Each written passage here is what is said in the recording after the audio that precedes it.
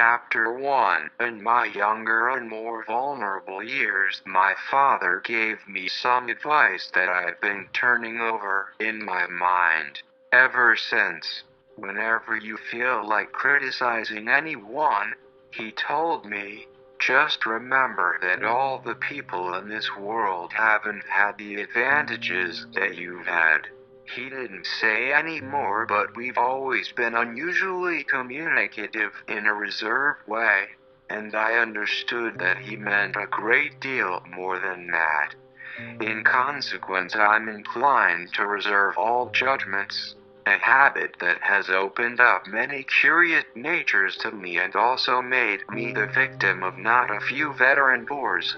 The abnormal mind is quick to detect and attach itself to this quality when it appears in a normal person.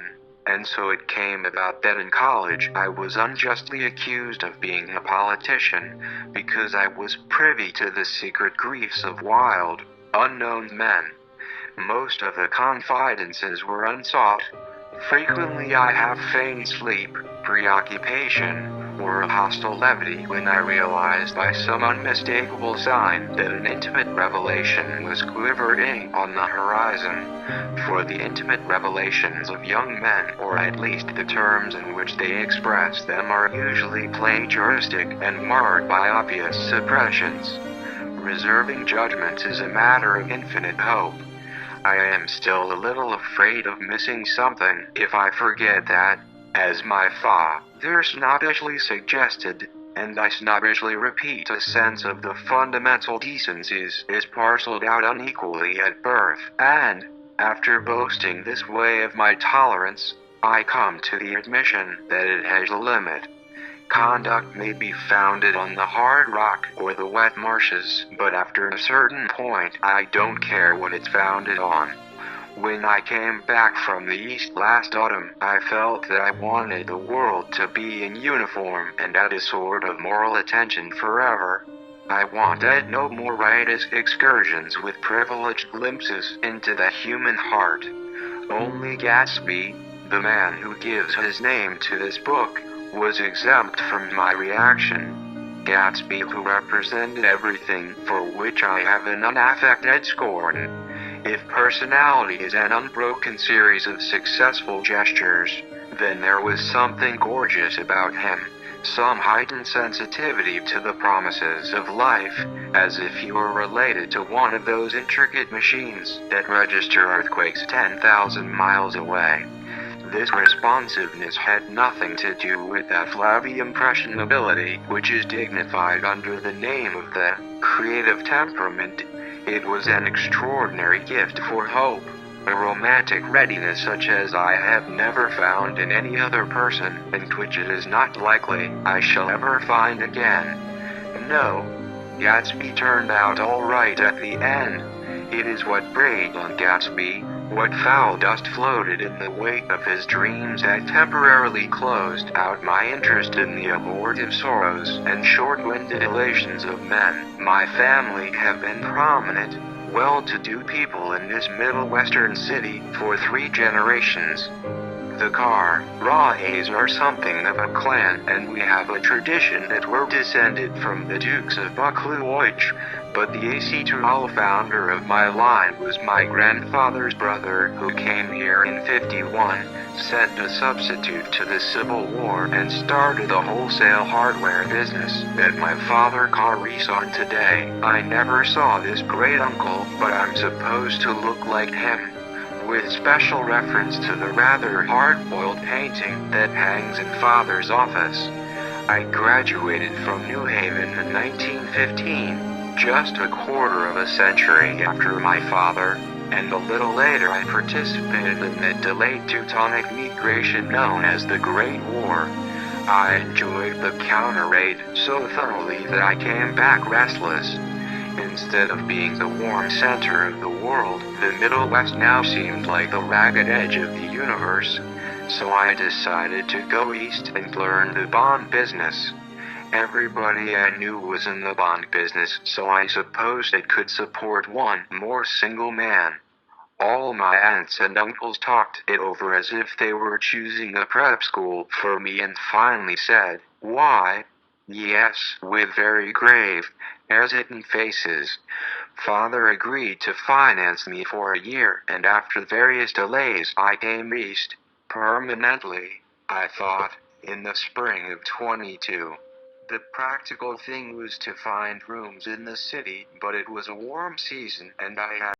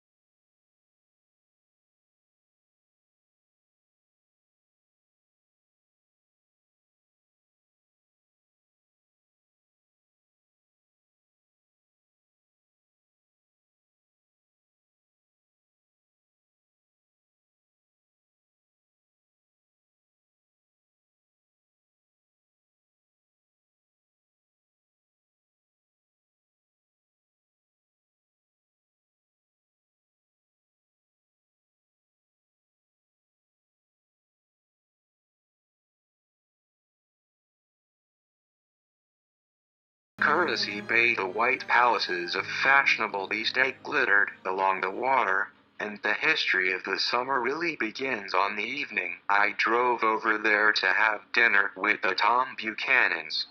Daisy was my second cousin, once removed, and I'd known Tom in college.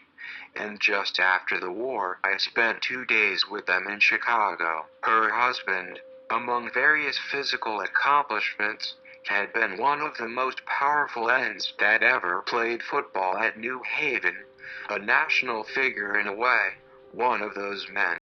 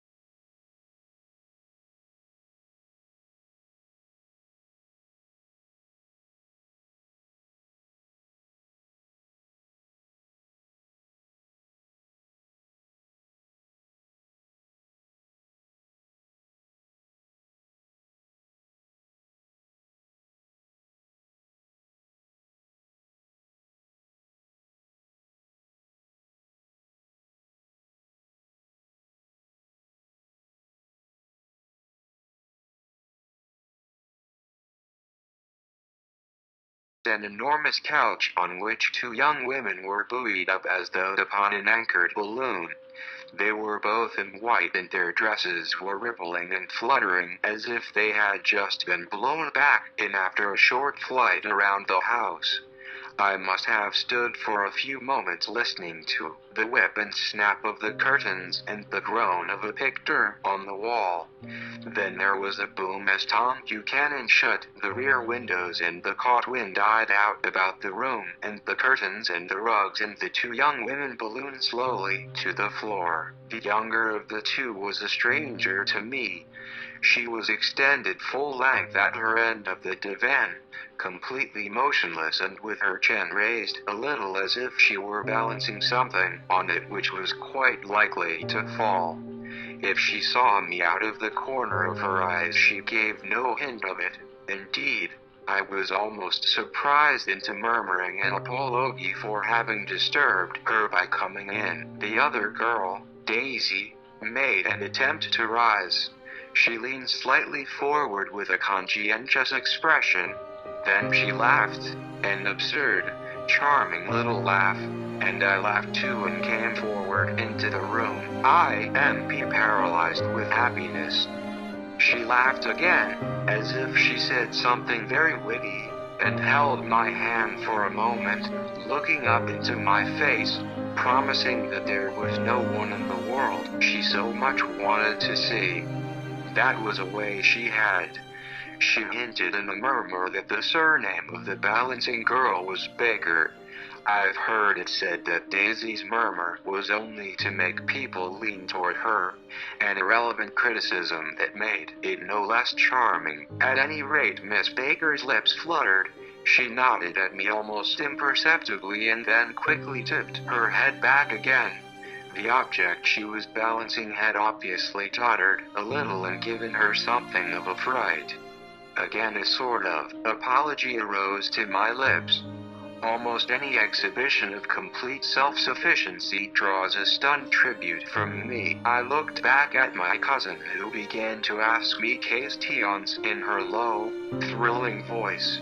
It was the kind of voice that the air follows up and down as if each speech is an arrangement of notes that will never be played again. Her face was sad and lovely with bright things in it, bright eyes and a bright passionate mouth. But there was an excitement in her voice that men who had cared for her found difficult to forget.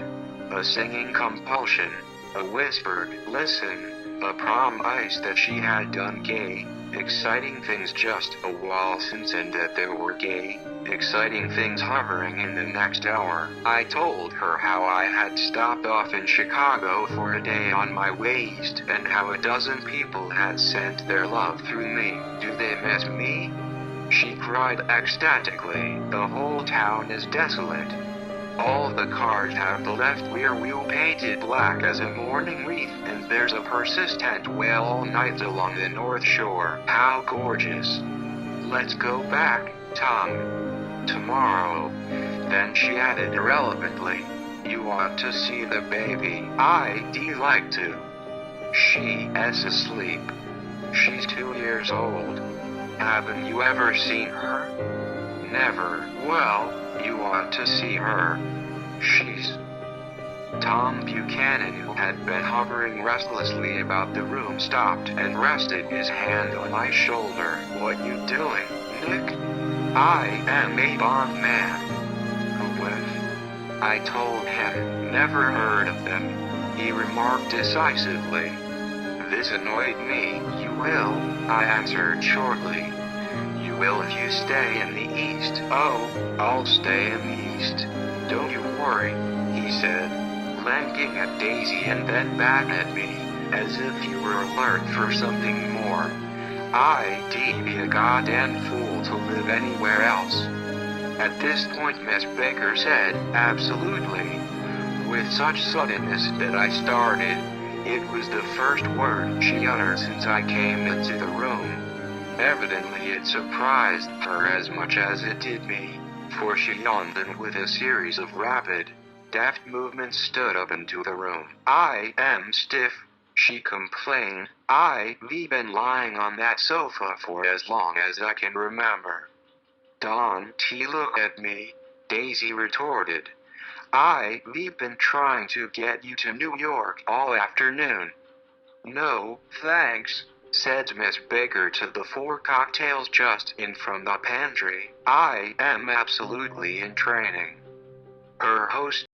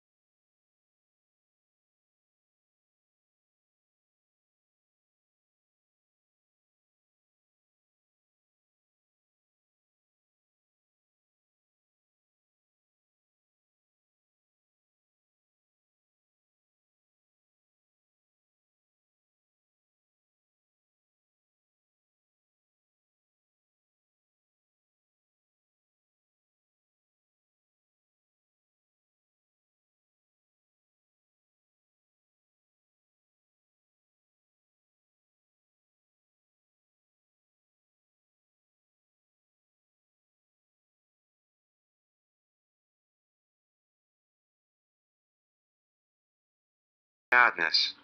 He reads deep books with long words in them. What was that word we?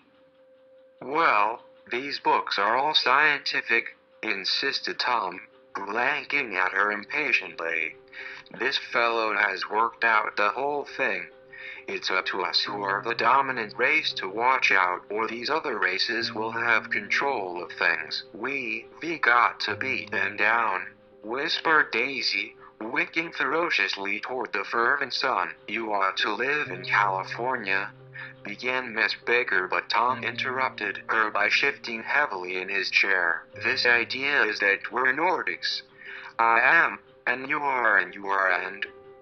After an infinitesimal hesitation, he included Daisy with a slight nod, and she winked at me again. And we've produced all the things that go to make civilization. Oh, science and art and all that. Do you see? There was something pathetic in his concentration, as if his complacency, more acute than of old, was not enough to him anymore. When, almost immediately, the telephone rang inside and the butler left the porch, Daisy seized upon the momentary interruption and leaned toward me. I'll tell you a family secret, she whispered enthusiastically. Callie, it's about the butler's nose. Do you want to hear about the butler's nose? That's why I came over tonight. Well, he wasn't always a butler. He used to be the silver polisher for some people in New York that had a silver service for 200 people. He had to polish it from morning till night until finally it began to affect his nose. Things went from bad to worse, suggested Miss Baker. Yes, things went from bad to worse until finally he had to give up his position. For a moment the last sunshine fell with romantic affection upon her glowing face. Her voice compelled me forward breathlessly as I listened. Then the glow faded, each light deserting her with lingering regret, like children leaving a pleasant street at dusk. The butler came back and murmured something close to Tom's ear, whereupon Tom frowned, pushed back his chair, and without a word went inside.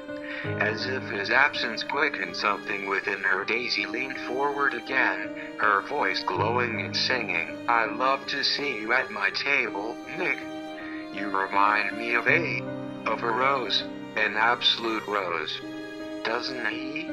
She turned to Miss Baker for confirmation. An absolute rose? This was untrue. I am not even faintly like a rose.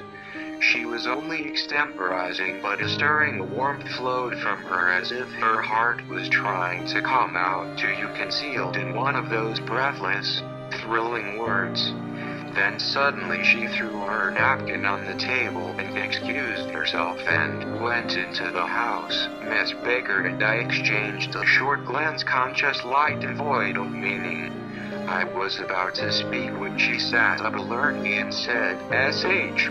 in a warning voice. A subdued, impassioned murmur was audible in the room beyond, and Miss Baker leaned forward, unashamed, trying to hear.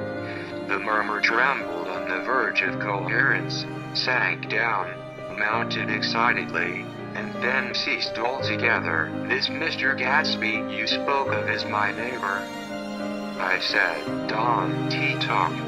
I want to hear what happens. Is something happening? I inquired innocently. You mean to say you don't know? Said Miss Baker, honestly surprised. I thought everybody knew. I don't. Why? She said hesitantly. Tom has got some woman in New York. Got some woman? I repeated blankly. Miss Baker nodded. She might have the decency not to telephone him at our time. Don't you think? Almost before I had grasped her meaning, there was the flutter of a dress and the crunch of leather boots, and Tom and Daisy were back at the table. It couldn't be helped, cried Daisy with tense gaiety. She sat down, glanced searchingly at Miss Baker and then at me, and continued, I looked outdoors for a minute, and it's very romantic outdoors. There's a bird on the lawn that I think must be a nightingale come over on the Cunard or White Star Line. He's singing away. Her voice sang. It's romantic, isn't it, Tom? Very romantic, he said, and then miserably to me, if it's light enough after dinner, I want to take you down to the stables. The telephone rang inside, startlingly, and as Daisy shook her head decisively at Tom, the subject of the stables, in fact all subjects, vanished into air. Among the broken fragments of the last 5 minutes at table, I remember the